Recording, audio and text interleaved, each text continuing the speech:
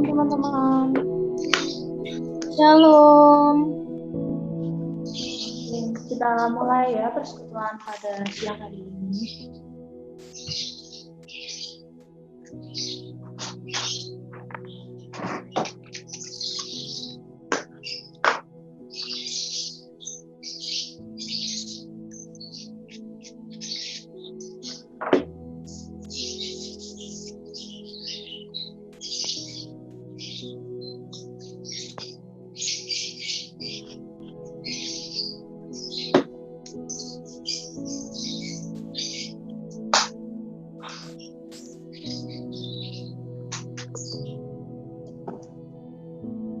Teman-temannya yang belum gabung bisa diajakin ya di chat gitu.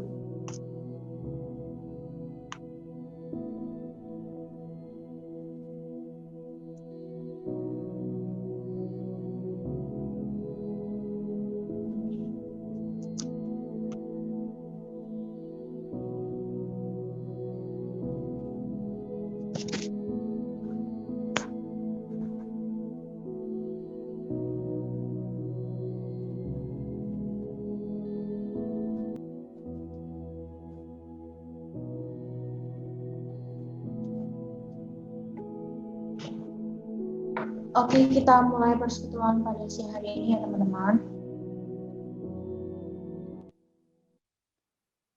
Oke. Yo. Shalom semuanya. Shalom. Shalom. Senang dan bersyukur banget di tengah kondisi kayak gini kita bisa masih diberi kesempatan sama Tuhan untuk berkumpul bersama dalam persekutuan Smooth pada siang hari ini. Tentunya untuk memuji dan memuliakan nama Tuhan. Untuk mengawali persekutuan pada hari ini, mari kita bersama-sama memuji nama Tuhan sebagai ucapan syukur kita kepadanya karena kasih Tuhan pada kita tidak akan pernah berubah. Mari kita pujikan, hatiku percaya.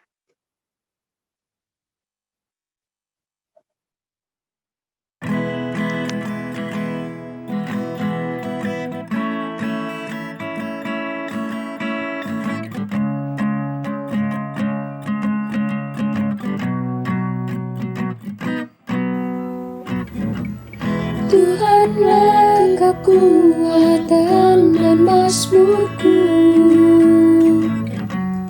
Dia gunung batu dan keselamatanku. Hanya padamu hatiku percaya, Kaulah menara dan kota perlindungan.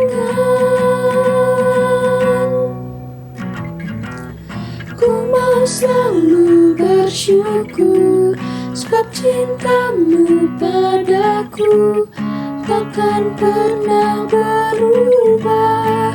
Hatiku percaya walau bumi bergoncang, gunung-gunung beranjak, namun kasih setiamu tak pergi dariku.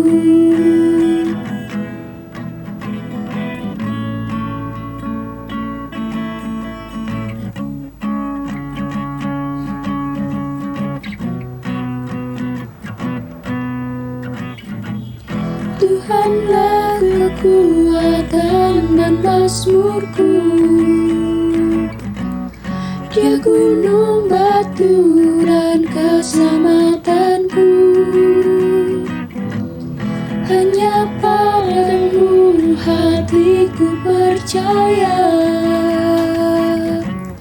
Kaulah menara dan kota perlindungan. Ku mau selalu bersyukur sebab cintamu padaku takkan pernah berubah. Hatiku percaya walau bumi bergoncang, gunung-gunung beranjak, namun kasih setiamu tak pergi dariku. Ku mau selalu bersyukur, sebab cintamu padaku takkan pernah berubah. Hatiku percaya, walau bumi bergoncang, gunung-gunung beranjak, namun kasih setiamu tak pergi dariku. Kasih setiamu tak pergi dariku.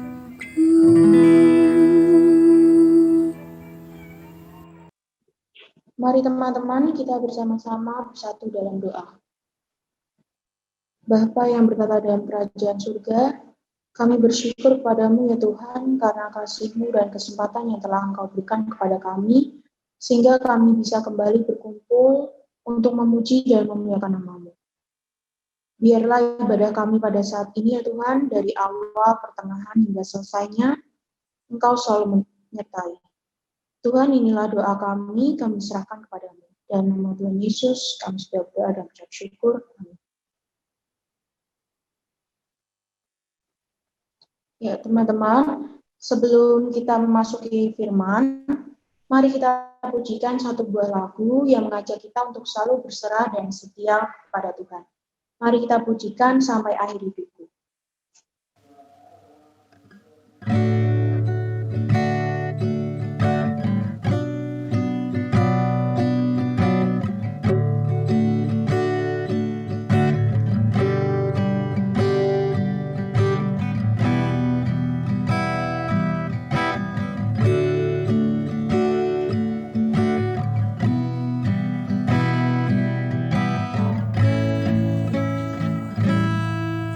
Bapa, Engkau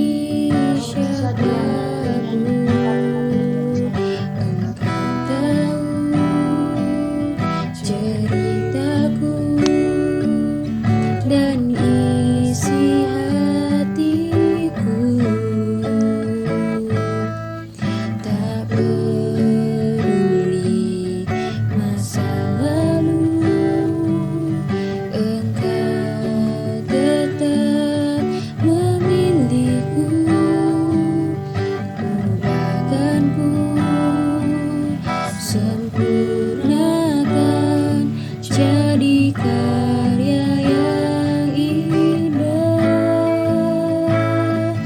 Kini aku percaya tiada yang mustahil bagimu. Kuasamu kuatkanku, dasarku berharap. Kini aku berserah pada rancanganmu bagiku. Ku ikuti panggilanmu, ku kan setia sampai akhir hidupku.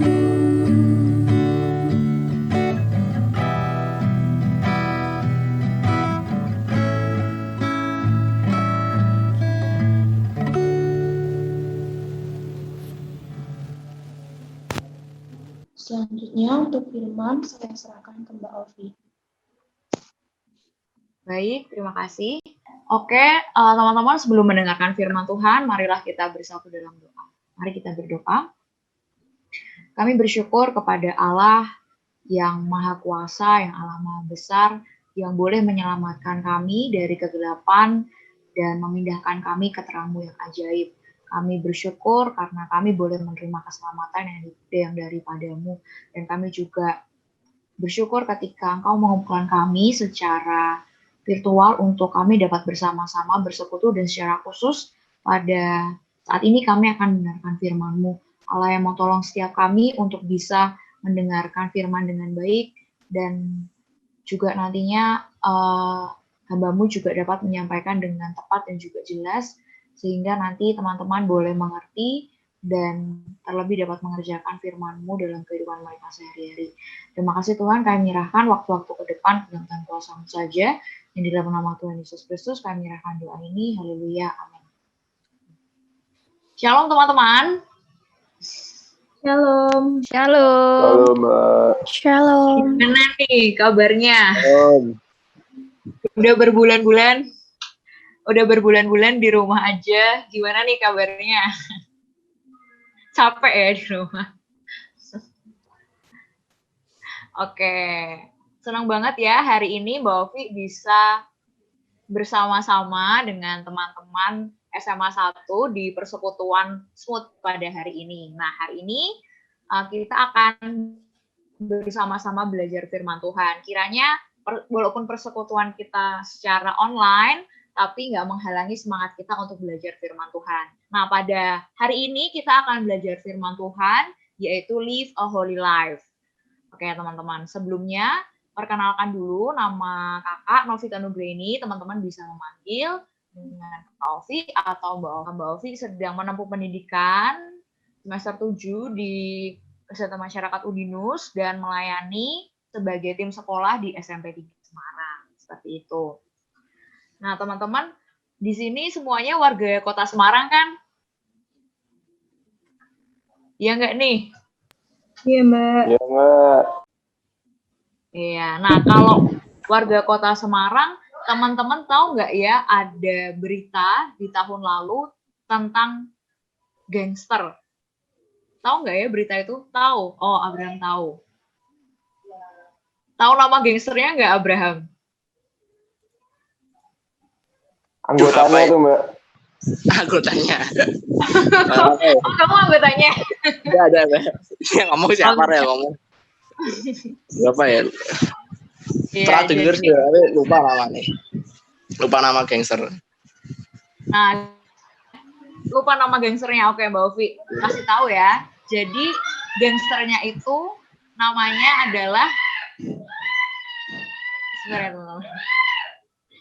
Nama gangsternya adalah Gangster 69 Semarang.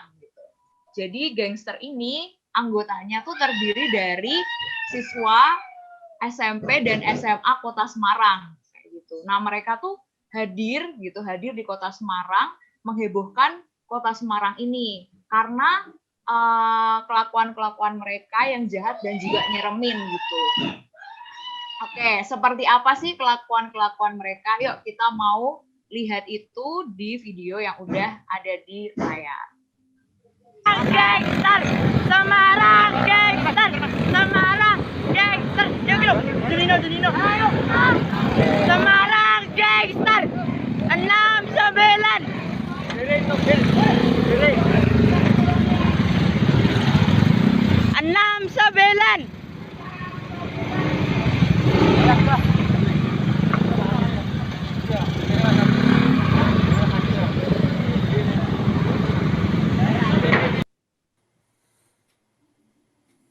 Oke, ini kejadiannya waktu subuh ya teman-teman. Jadi waktu subuh mereka itu berkeliaran seperti itu. Nah kita lihat, nah ini ya rombongan. Mereka bawa golok, bawa teralis besi kayak gitu. Terus ada orang-orang yang lihat gitu. Sebenarnya ini apa sih kayak gitu kan? Terus apa yang mereka lakukan? Kita lihat ya. Ternyata mereka balik teman-teman. Mereka putar balik. Oke, kita melihat. Ya, mereka putar balik gitu ya. Mereka putar balik dan apa yang terjadi? Mereka akhirnya berhenti dan juga mengejar-ngejar, menakut-nakuti orang-orang yang di sekitar mereka. Gitu. Mereka mengacung-acungkan golok, mengacung-acungkan senjata mereka, gitu kan. Terus mereka juga menjatuhkan motor. Gitu. Dan akhirnya mereka pergi gitu aja. Oke, sudah cukup. Boleh di stop videonya. Nah, lanjut ke slide. Nah, teman-teman nggak hanya itu aja gitu ya perbuatan mereka. Waktu Mbak Ovi cari-cari nih berita tentang Gangster 69, Mbak Ovi menemukan fakta-fakta bahwa mereka itu udah membunuh satu orang warga kota Semarang, tepatnya Semarang Timur kayak gitu. Dan setelah diselidiki polisi, kenapa mereka membunuh warga ini? Ternyata mereka nggak ada alasan khusus teman-teman. Ya jadi mereka iseng aja gitu membunuh orang. Gitu. Terus juga mereka ternyata mengeroyok santri gitu, seorang santri. Nah seorang santri dikeroyok gitu ya, dan kasihannya santri ini harus dirawat di rumah sakit dan menghabiskan biaya sekitar 56 juta. Dan lebih kasihannya lagi, orang tua dari santri ini tuh hanyalah tukang bangunan dan penjual jamu, teman-teman. Jadi bisa dibayangkan gitu ya betapa kasihannya orang tuanya di dalam dia harus membayar perawatan anaknya yang dilakukan akibat ulah Gangster 69 ini. Dan juga ternyata komandan Gangster 69 ini dia sudah menjadi buronan polisi selama kurang lebih 1 tahun gitu. Dan waktu ditangkap pun buron ini harus ditembak gitu karena dia mencoba untuk melarikan diri. Nah teman-teman, ketika kita melihat Gangster 69 ini, apa sih tanggapan dari teman-teman melihat Gangster 69 ini? Yuk, coba ngomong yuk. Siapa nih? Sok-sokan banget. Sok-sokan banget, oke. Nggak beretika. Nggak beretika. Gak ada aturan. Nggak ada apa? Nggak ada aturan. Nah ya, jadi kita Tidak bisa mengenal Tuhan. Gimana? Robertus ya, gimana? Tidak mengenal Tuhan, Mbak. Oke, tidak mengenal Tuhan, bener banget gitu. Akar dari ini semua tuh ya karena mereka nggak mengenal Tuhan gitu ya. Akhirnya mereka bisa melakukan hal-hal yang jahat banget gitu. Mereka melakukan kejahatan tuh ya karena iseng gitu, karena ingin membuktikan eksistensi mereka sebagai gangster di kota Semarang gitu. Nah teman-teman, mungkin kita tuh juga sama seperti mereka. Walaupun kita nggak melakukan hal-hal yang jahat banget seperti mereka, tapi disadari atau enggak gitu, mungkin kita tuh juga masih melakukan hal-hal yang jahat kepada Allah. Padahal kita ini adalah orang-orang yang sudah mengenal Allah, sudah percaya kepada Allah yang seharusnya kita hidup kudus di hadapan Allah. Gitu. Tapi kita masih saja jatuh gitu dan melakukan hal yang jahat di hadapan Allah. Dan hari ini kita akan belajar bersama bagaimana pentingnya menjaga hidup kudus di hadapan Allah dan bagaimana caranya dan kenapa kita harus menjaga hidup kudus di hadapan Allah. Mari saat ini kita mau membuka dari Efesus pasal 4 ayat 17 hingga yang ke-32. Dovi sudah menuliskannya di slide dan nanti Dovi minta tolong 4 orang ya. Ini deh. Shirley nanti membacakan ayat 17 sampai 20. Robertus membacakan ayat 21 hingga yang ke-24. Abraham membacakan ayat 25 sampai 28. Terus di sini ada Nareswari membacakan ayat yang 29 sampai 32. Begitu. Gitu teman-teman? Oke ya? Oke, Mbak. Oke, yuk silakan. Efesus 4 ayat 17 sampai dengan 32. Sebab itu kukatakan dan kutegaskan ini kepadamu di dalam Tuhan. Jangan hidup lagi sama seperti orang yang tidak mengenal Allah dengan pikirannya yang sia-sia dan pengertiannya yang gelap jauh dari hidup persekutuan dengan Allah karena kebodohan yang ada dalam mereka dan karena kedegilan hati mereka. Perasaan mereka telah tumpul sehingga mereka menyerahkan diri kepada hawa nafsu dan mengerjakan dengan serakah segala macam kecemaran. Tetapi kamu bukanlah demikian, kamu telah belajar mengenal Kristus. Karena kamu telah mendengar tentang Dia dan menerima pengajaran di dalam Dia menurut kebenaran yang nyata dalam Yesus, yaitu bahwa kamu berhubung dengan kehidupan kamu yang dahulu harus menanggalkan manusia lama yang menemui kebinasaannya oleh nafsunya yang menyesatkan, supaya kamu dibaharui di dalam roh dan pikiranmu, dan mengenakan manusia baru yang telah diciptakan menurut kehendak Allah di dalam kebenaran dan kekudusan yang sesungguhnya. Karena itu buanglah dusta dan berkatalah benar seorang kepada yang lain, karena kita adalah sama-sama anggota. Apabila kamu menjadi marah, janganlah kamu berbuat dosa. Janganlah matahari terbenam sebelum pada marahmu, dan janganlah beri kesempatan kepada iblis. Orang yang mencuri, janganlah yang mencuri lagi, tetapi baiklah ia bekerja keras dan melakukan pekerjaan yang baik dengan tangannya sendiri, supaya ia dapat membagikan sesuatu kepada orang yang berkekurangan. Janganlah ada perkataan kotor keluar dari mulutmu, tetapi pakailah perkataan yang baik untuk membangun di mana perlu, supaya mereka yang mendengarnya beroleh kasih karunia. Dan janganlah kamu mendukakan Roh Kudus Allah yang telah memateraikan kamu menjelang hari penyelamatan. Segala kepahitan, kegeraman, kemarahan, pertikaian, dan fitnah hendaklah dibuang dari antara kamu. Demikian pula segala kejahatan. Tetapi hendaklah kamu ramah seorang terhadap yang lain, penuh kasih mesra, dan saling mengampuni sebagaimana Allah di dalam Kristus telah mengampuni kamu. Oke, terima kasih ya teman-teman yang sudah membacakannya. Nah teman-teman, Efesus begitu ya. Next. Nah, surat ini ditulis oleh Paulus kepada jemaat Efesus.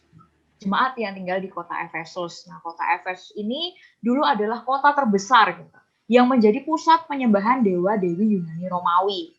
Nah, Paulus itu mengadakan penginjilan selama 2 tahun di kota ini. Dan ternyata ada orang-orang yang memutuskan untuk percaya kepada Kristus dan mengikut Kristus.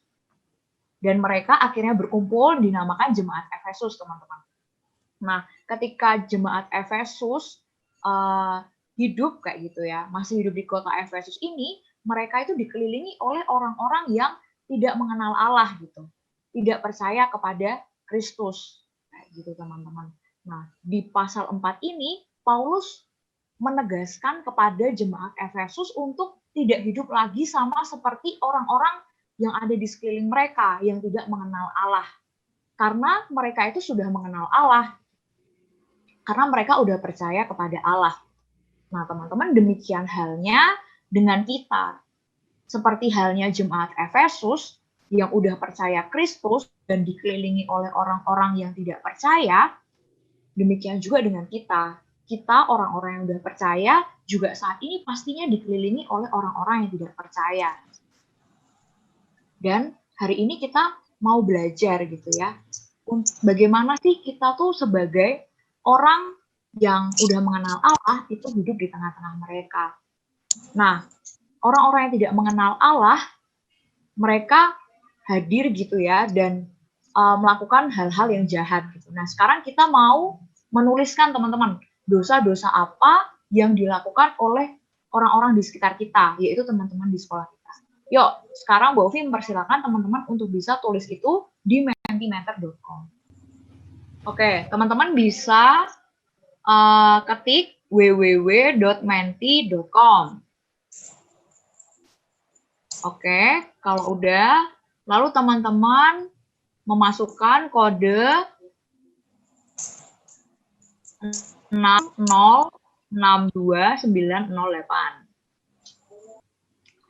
Nah, teman-teman bisa ngelihat ya di slide ini, dosa-dosanya tuh ternyata banyak gitu ya. Dan yang paling besar ternyata adalah mencontek, teman-teman. Mencontek tuh kedua bohong, terus juga nyontek tuh juga ada nyontek, contek, ngomong kotor gitu ya. Teleponan waktu ujian, kopas jawaban tugas, minta jawaban tugas, ngepek, nyontek, lupa waktu, tiba ngomong kosong, ngomong kotor gitu ya, dan lain sebagainya. Wah, ternyata kita melihat ternyata kita sebagai orang percaya itu dikelilingi oleh orang-orang yang seperti itu, kayak gitu. Orang-orang yang melakukan dosa-dosa itu. Nah, sekarang kita mau belajar gimana sih kita sebagai orang percaya tetap menjaga hidup kudus di tengah orang-orang yang demikian. Oke, kita mau belajar ya, kenapa sih kita harus menjaga hidup kudus di hadapan Allah. Next. Ya, alasan kita perlu menjaga hidup kudus di hadapan Allah. Kita lihat di ayat 20 ya, teman-teman. Di situ dikatakan, tetapi kamu bukan demikian. Kamu telah belajar mengenal Kristus. Nah, sebelum di ayat 20, Paulus tuh di ayat 17 sampai 19 menuliskan ciri-ciri orang yang tidak mengenal Allah. Dan di ayat 20, Paulus bilang, tetapi kamu bukan demikian. Yang artinya adalah, tetapi kamu bukan orang yang nggak mengenal Allah. Kamu tuh berbeda dengan orang-orang yang tidak mengenal Allah. Karena kamu telah belajar mengenal Kristus. Nah, kita mau tahu nih, orang yang nggak mengenal Allah itu seperti apa. Next.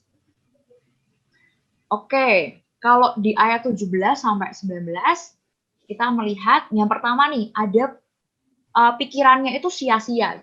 Artinya adalah mereka itu tidak berpikir hal-hal yang bernilai kekal. Yang mereka pikirkan adalah uang, kedudukan, hal-hal yang menyenangkan diri mereka sendiri, teman-teman. Jadi fokus hidup mereka tuh, ya oke, aku melakukan ini ya untuk mendapat uang gitu, untuk nanti aku bisa menyenangkan diriku sendiri gitu. Fokusnya tuh bukan untuk menyenangkan atau untuk memuliakan Allah, tapi untuk menyenangkan diri mereka sendiri. Lalu yang kedua adalah pengertiannya gelap. Mereka tuh nggak mengerti tentang kebenaran walau udah dijelasin.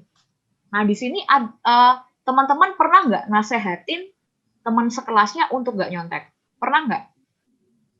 Ada yang pernah nasehatin temennya buat nggak nyontek? Pernah. Pernah, oke, Nares pernah. Terus gimana respon temennya itu? Bodo amat. Bodo amat, oke. Bodo amat gitu ya. Nah, kenapa mereka bisa kayak gitu ya? Karena pengertian mereka tuh gelap gitu. Kita udah jelasin ke mereka nyontek tuh nggak boleh, nyontek tuh dosa gitu. Tapi mereka ya tetap ngelakuin itu gitu. Kenapa ya? Karena mereka nggak ngerti gitu. Pengertian mereka tuh masih gelap gitu. Beda dengan kita yang udah ngerti nyontek itu dosa, nyontek itu nggak baik di hadapan Allah, akhirnya kita melakukan itu karena kita udah ngerti. Tapi mereka nggak ngerti, teman-teman. Akhirnya ya mereka tadi seperti yang Nares bilang, nasihatin temannya, tapi temannya bodo amat kayak gitu. Dan dia masih melakukan itu. Oke, lanjut. Nah, lalu ada kebodohan dalam diri mereka. Orang yang bodoh itu gitu ya, ketika dia dijelaskan gitu berkali-kali, dia tuh kan tetap nggak ngerti gitu ya. Nah, demikian juga dengan orang-orang yang nggak mengenal Allah. Ada nggak di sini yang jelas nasehatin temannya buat nggak nyontek berkali-kali? Pernah nggak? Ada nggak? Sherry pernah?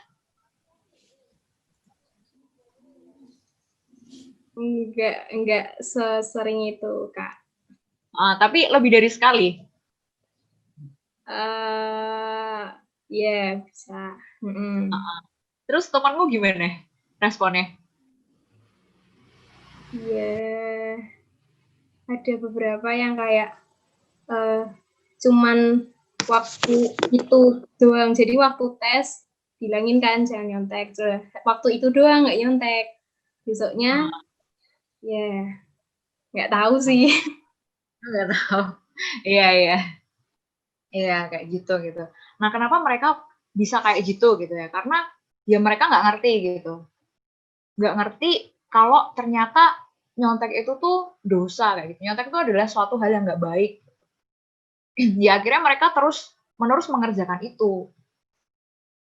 Terus juga ada kedegilan hati. Hati mereka tuh keras gitu, nggak mau menerima kebenaran gitu. Mungkin kita juga terus-menerus menasehati buat nggak nyontek, atau kita nasihatin buat nggak kopas tugas gitu ya, mereka nggak mau menerima itu kayak gitu. Akhirnya mereka ya tetap kopas tugas, tetap nyontek gitu kan. Terus habis itu perasaan tumpul gitu. Kalau di terjemahan lain, mereka tuh nggak lagi menghiraukan mana yang benar dan mana yang salah. Bovi mau tanya sama Abraham deh. Abraham, kamu kalau nyontek atau kopas tugas gimana perasaanmu? Gimana ya? Aduh. Ya sebenarnya sih merasa yang gak enak sih. Salah juga sih kopas. Okay. Tapi kalau udah kepepet ya gimana? Oke, thank you ya Abraham ya. Nah, begitu ya. Nah, kenapa kok bisa kita merasa nggak enak gitu, kita merasa bersalah begitu ya? Ya karena perasaan kita udah nggak tumpul lagi, teman-teman. Kalau orang-orang di sekitar kita, teman-teman kita menyontek, mereka kopas tugas gitu, mereka tuh ada yang senang banget gitu, senang banget, malah bangga gitu ya. Ya karena mereka tuh perasaannya masih tumpul. Ya teman-teman, begitu. Itu perbedaannya gitu ya. Ketika teman-teman kita merasa bangga ketika nyontek atau kopas tugas, gitu, kita tuh malah merasa bersalah gitu, merasa sedih, merasa bersalah gitu. Ya karena perasaan mereka tumpul sedangkan kita enggak. Oke, nah teman-teman, orang yang nggak mengenal Allah ini, mereka menerima akibat-akibatnya. Yuk kita mau lihat apa itu akibatnya. Next. Nah, yang pertama adalah jauh dari hidup persekutuan dengan Allah. Jadinya mereka tuh nggak ada relasi gitu ya dengan Allah gitu. Berbeda dengan kita yang saat ini punya relasi dengan Allah. Lalu menyerahkan diri kepada hawa nafsu. Jadi pikiran mereka, perbuatan mereka itu diserahkan kepada hawa nafsu mereka gitu. Mereka mengerjakan hal-hal yang menyenangkan hawa nafsu diri mereka sendiri gitu. Lalu juga mengerjakan dengan serakah segala macam kecemaran. Dan akhirnya ketika pikiran mereka sia-sia, pengertian mereka gelap, mereka bodoh, degil, perasaannya tumpul, akhirnya yang mereka kerjakan itu adalah hal-hal yang cemar. Gitu. Itu sangat berbeda dengan kudus. Mereka mengerjakan hal-hal yang kotor. Teman-teman.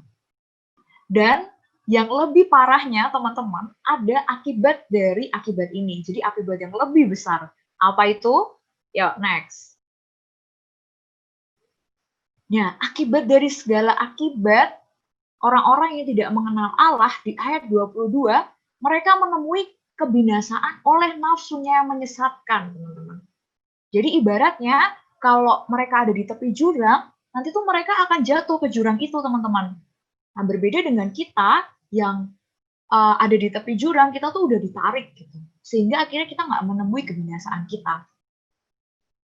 Kayak gitu, teman-teman. Jadi kita bisa belajar ya, kalau orang-orang yang nggak mengenal Allah, itu nantinya mereka itu akan menemui kebinasaannya.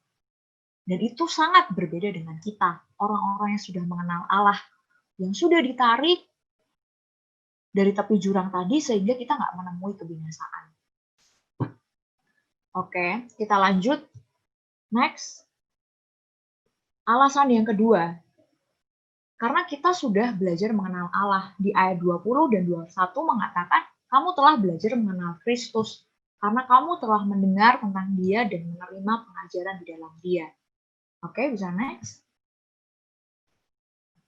Nah, kita mengenal Kristus di sini disebutkan dengan cara mendengar tentang Dia dan menerima pengajaran di dalam Dia. Kita pasti di sini sudah mendengar ya tentang Allah, tentang Kristus seperti itu. Dan kita juga menerima ajaran-ajaran di dalam Kristus itu seperti apa gitu. Kita mendapatkan itu dari kita membaca Alkitab, kita saat teduh, dan juga kita persekutuan di Smooth ini gitu. Kita akhirnya tahu ajaran-ajaran yang benar di dalam Kristus itu seperti apa. Nah, ini artinya kita udah mengenal Kristus. Kita adalah orang-orang yang sudah mengenal Kristus, teman-teman. Nah, sebagai orang yang sudah mengenal Kristus, ya sudah selayaknya, sudah sepantasnya untuk sungguh-sungguh hidup kudus di hadapan Allah. Sungguh-sungguh hidup benar, sungguh-sungguh hidup suci di hadapan Allah. Nah, lalu pertanyaannya bagaimana kita bisa menjaga hidup kudus di hadapan Allah? Yuk, kita mau lihat di ayat 23 dan 24.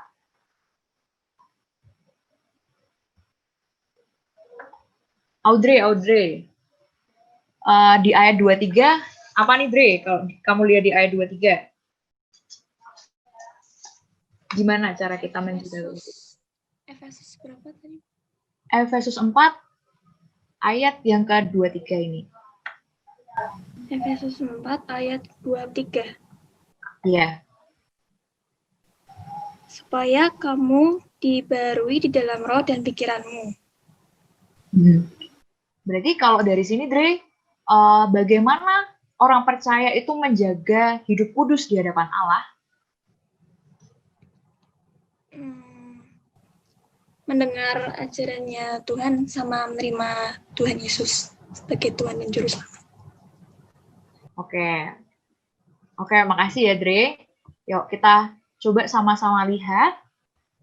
Next. Nah, kalau di ayat 23, tadi dikatakan diperbarui dalam roh dan pikiran. Nah, teman-teman menyadari atau enggak begitu ya, ketika sebelum mengenal Allah, sebelum kita percaya kepada Allah, kita tuh melakukan dosa nyontek, kopas tugas, itu tuh rasanya biasa aja gitu. Malah senang, malah bangga gitu ya. Tapi setelah kita mengenal Kristus, kita percaya Kristus, akhirnya kita tuh merasa sedih gitu, merasa sangat bersalah ketika kita nyontek dan juga kopas tugas gitu. Nah, kenapa kayak gitu? Itu artinya apa? Artinya adalah kita itu sudah diperbarui di dalam roh dan pikiran kita. Nah, sehingga ya mari kita mau semakin hari itu semakin memperbaharui roh dan pikiran kita di dalam Kristus. Caranya gimana? Ya kita membangun hubungan pribadi kita dengan Tuhan. Dengan cara berdoa, BR, saat teduh, dan juga persekutuan.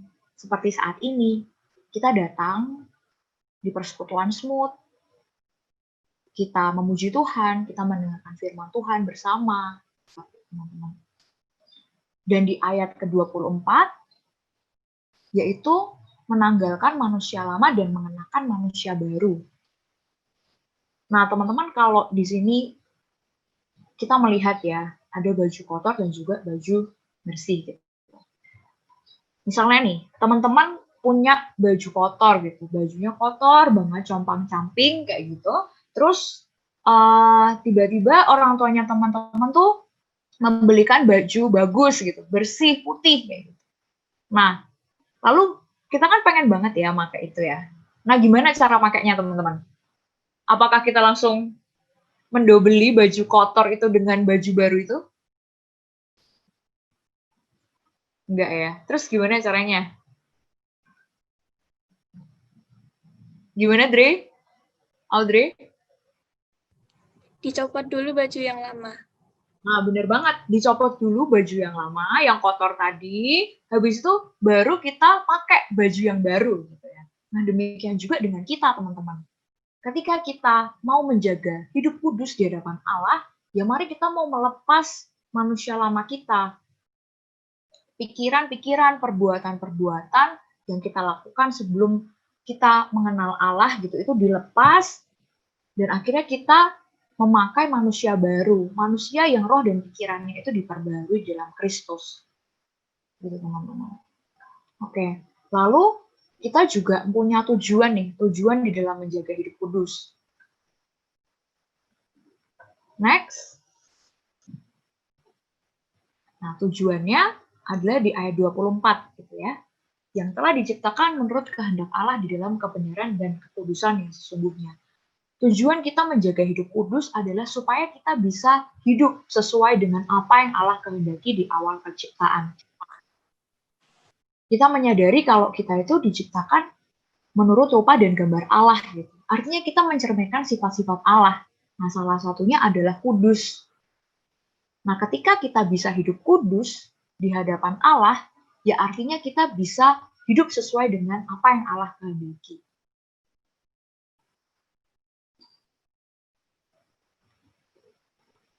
Lalu apa yang bisa kita lakukan, teman-teman?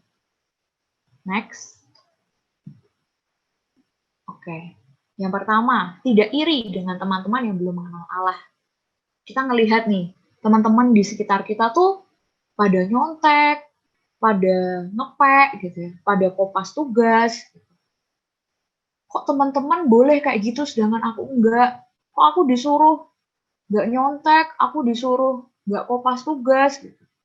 Ya karena teman-teman itu berbeda dengan teman-teman yang lain. Karena kamu tuh berbeda dengan teman-temanmu yang belum mengenal Allah, yang tidak mengenal Allah. Ingat, orang-orang yang tidak mengenal Allah, itu mereka menemui kebinasaannya. Sedangkan kita enggak, teman-teman.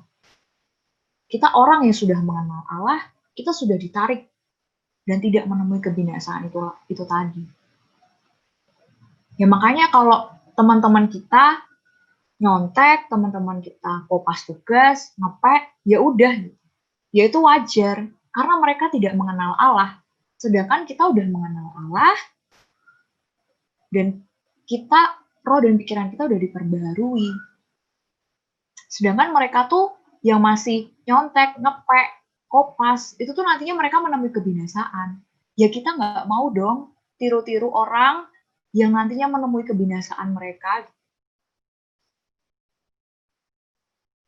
Lalu yang kedua adalah berjuang untuk diperbarui di dalam roh dan pikiran. Dengan cara kita mau membangun hubungan pribadi kita dengan Tuhan. Dengan berdoa, dengan saat teduh, dengan Bible reading, dengan persekutuan bersama teman-teman, saudara seiman. Sehingga nantinya kita semakin hari semakin mengerti gitu ya tentang ajaran-ajaran yang benar dan roh dan pikiran kita semakin diperbarui di dalam Kristus. Lalu yang ketiga adalah berjuang untuk menanggalkan manusia lama dan mengenakan manusia baru. Kita tadi udah melihat ya ilustrasi baju kotor dan baju bersih. Kalau kita mau pakai baju bersih ya kita harus melepas dulu baju yang kotor. Demikian juga dengan kita. Kalau kita mau mengenakan manusia baru, kita harus menanggalkan dulu manusia lama kita. Kalau dulu dalam hal studi, manusia lama kita, fokus sekolah kita hanyalah nilai dan juga menyenangkan diri kita sendiri, ya mari kita mau lepas itu gitu ya. Kita mau ubah dengan fokusnya kita tuh ya mengajar pengetahuan. Karena kita sekolah buat apa sih? Buat dapat pengetahuan kan? Buat dapat pengetahuan supaya nantinya kita bisa mengerjakan panggilan kita. Nah, itu yang menjadi fokus kita. Kalau kita nyontek, kalau kita kopas, kalau kita ngepek, kan akhirnya kita nggak tahu materi mata pelajarannya gitu. Sehingga kita nggak dapat pengetahuan. Nah, mari kita mau ubah fokus itu. Nah, kalau dalam manusia lama gitu ya, kalau kita fokusnya itu sekolah gitu ya, nanti kita bakal menghalalkan segala cara gitu. Untuk nantinya kita dapat nilai yang baik, kita dapat menyenangkan diri sendiri. Akhirnya kita nyontek agar nilainya nggak kalah sama teman, agar bisa dapat nilai bagus, agar memenuhi tuntutan guru dan orang tua. Karena fokusnya nilai dan juga menyenangkan diri sendiri. Tapi marilah kita mau lepas itu dan mengenakan manusia baru. Fokus sekolah adalah mengejar pengetahuan. Sehingga ya kalau ada tugas, ya kita mau kerjakan dengan baik. Kalaupun itu datanya mepet gitu, ya mari kita mau mengatur waktu sedemikian baik, teman-teman. Kita mau meminta Allah memberi kekuatan kepada kita untuk mengerjakan tugas itu. Dan kita juga dapat mempersiapkan ujian dengan baik. Sehingga nantinya kita nggak nyontek, teman-teman kita. Oke, next. Nah, teman-teman, orang yang telah mengenal Kristus itu sudah selayaknya untuk menanggalkan sifat-sifat lama yang memenuhi kebinasaannya dan mengerjakan hidup kudus di hadapan Allah dengan memperbarui roh dan pikiran. Bovi akan menutup firman Tuhan pada hari ini dengan sharing seperti itu ya. Sharing cerita bagaimana Bovi juga mempertahankan atau menjaga hidup kudus di dalam hal studi begitu. Jadi ketika di masa pandemi ini semuanya kan serba online begitu ya, termasuk ujian kayak gitu. Dan waktu itu kondisinya adalah UTS gitu, UTS online. Dan di UTS online ini serba nggak jelas teman-teman. Dosen itu nggak memberi aturan dengan jelas mau open book atau close book. Kan sebelumnya kalau offline itu kan diberi aturan yang jelas, gitu. Sedangkan ini enggak. Dan akhirnya Bovi memberanikan bertanya gitu ya di Google Classroom waktu itu, bertanya kepada dosennya. Dan dosennya menjawab gini, mau open book atau close book, saya nggak bisa mengawasi kayak gitu. Ya benar, kalau UTS online kan nggak ada yang bisa mengawasin gitu, selain kita dan Tuhan. Nah, terus akhirnya Bovi tanya ke komting gitu ya, atau ke ketua kelas mata kuliah itu. Bovi tanya, ini open book atau close book? Dan tahu apa jawaban dia? Vi, mau close book atau open book? Ya kita sama-sama bisa nyontek. Akhirnya, dan komting itu pun juga dia bilang ke Mbak Ovi buat nyontek aja gitu. Dia ngajakin Mbak Ovi buat nyontek aja gitu. Mbak Ovi jujur sedih ya gitu ketika mengetahui lingkungannya tuh seperti itu, malah ngajakin nyontek ketika ujian. Dan dari situ akhirnya Tuhan bilang gitu ya lewat firman-Nya kalau Mbak Ovi itu harus tetap taat gitu walaupun menderita. Dan akhirnya Mbak Ovi melaksanakan itu. Mbak Ovi nggak mencari jawaban lewat internet gitu. Mbak Ovi mematikan data handphone gitu ketika ujian biar menghindari teman-teman yang nanti akan bertanya gitu. Dan juga nggak akan membuka halaman lain selain laman yang digunakan untuk mengumpulkan lembar jawaban ujian.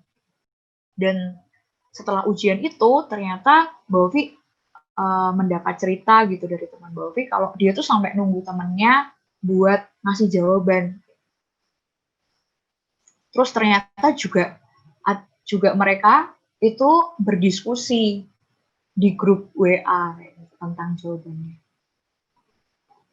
Tapi Mbak Ovi bersyukur karena Allah memberi Mbak Ovi kekuatan, keberanian, memampukan Mbak Ovi untuk bisa menjaga hidup kudus di tengah situasi, kondisi, dan orang-orang yang seperti itu.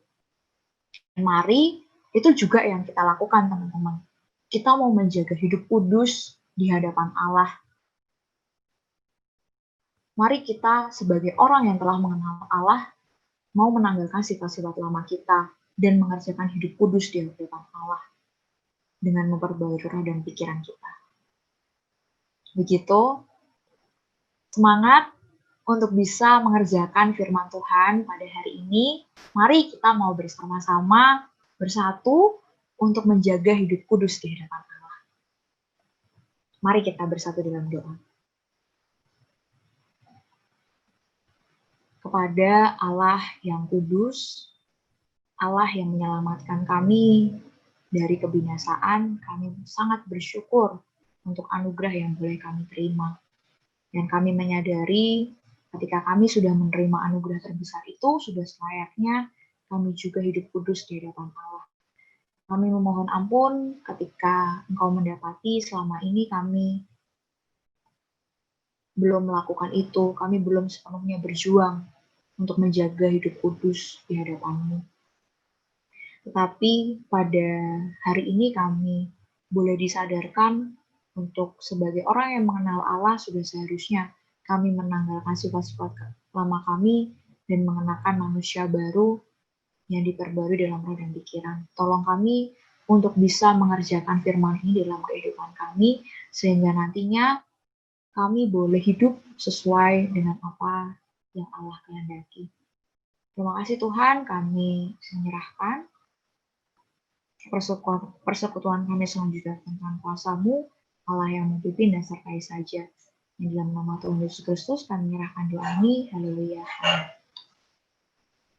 Terima kasih teman-teman, Tuhan Yesus memberkati. Terima kasih Mbak Ovi atas firman-Nya. Semoga bisa jadi berkat buat kita semua.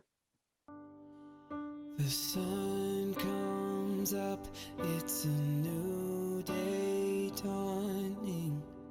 It's time to sing your song again.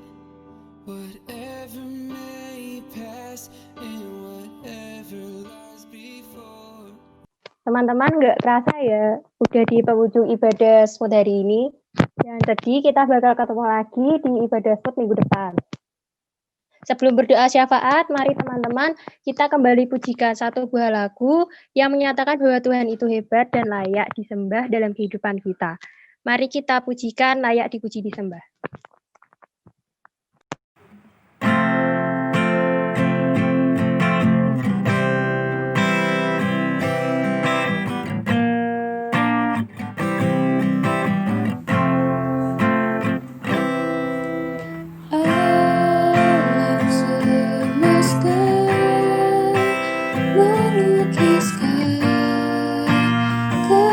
Kebesaran Tuhan, bumi dan surga menyanyikan kemuliaan nama-Mu. Hosana,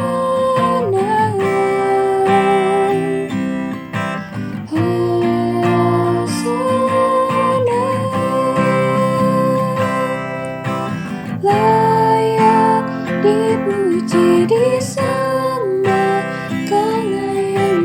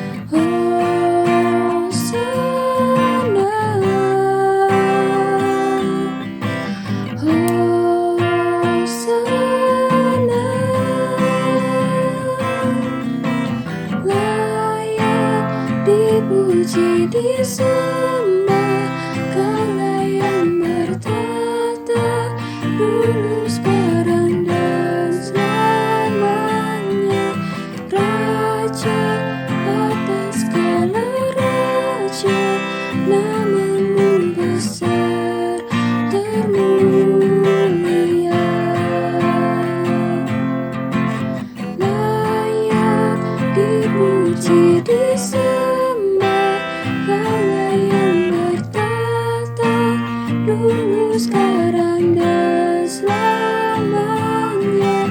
Raja atas segala raja, namamu besar dan mulia. Namamu besar dan mulia. Namamu besar dan mulia.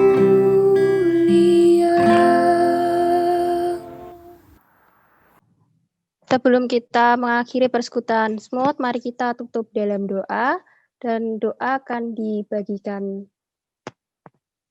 Aku mau bagi pokok doanya ya teman-teman. Buat pokok doa yang pertama, berdoa untuk Indonesia yang terkena wabah.